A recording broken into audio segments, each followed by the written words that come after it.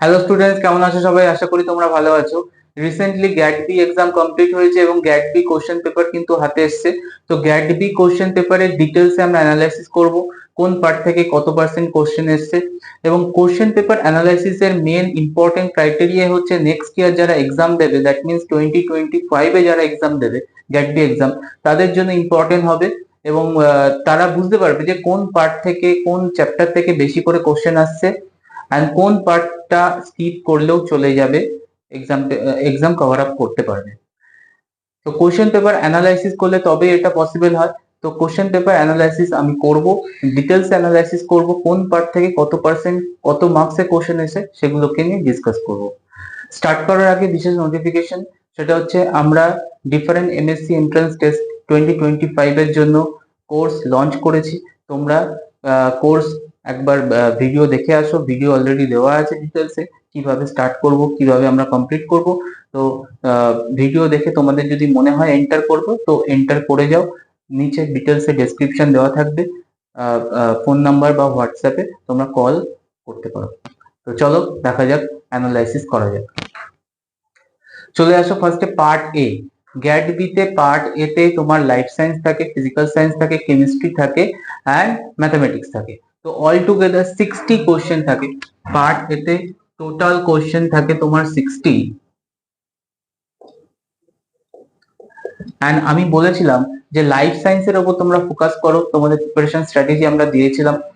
এবং ক্লিয়ারলি দেখো, তোমার পার্ট এ তে টোটাল 60 কোশ্চেনের মধ্যে তোমার লাইফ সায়েন্স পার্ট থেকে এসে 22 question. 22 questions are coming from life science, যেটা 11-12 বেসড পার্ট এ পার্ট থেকে।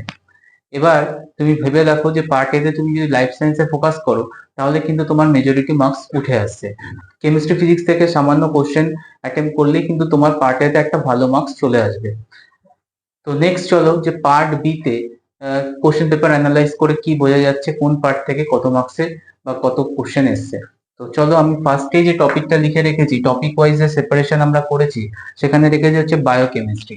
তো টোটাল বায়োকেমিস্ট্রিতে গ্যাট বি 2024-এ 14 question, 14 question, 14 question coming from biochemistry part. সব থেকে হিউজ পোর্শন এসছে বায়োকেমিস্ট্রি পার্ট থেকে তোমার গ্যাট বি তে। নেক্সট দেখো cell biology. Cell biology part থেকে রয়েছে total 11 question, total 11 question from cell biology part.